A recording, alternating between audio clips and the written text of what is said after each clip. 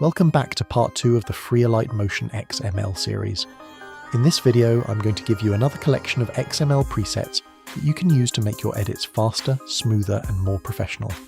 I'll show you exactly what's included, how to import the XML files into Alight Motion, and how you can use them in your own projects. And yes, they're completely free, no complicated setup. Just download the XML, import it into Alight Motion, and use it in your own projects. So let's get straight into it.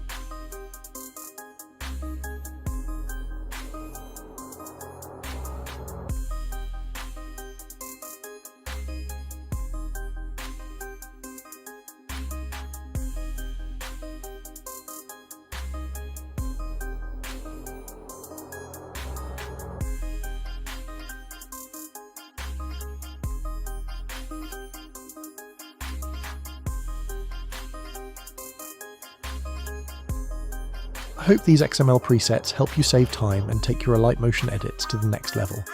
If you found this pack useful, make sure to subscribe because I'll be bringing even more useful presets and editing resources in the next part. Thank you so much for watching, and I'll see you in the next video.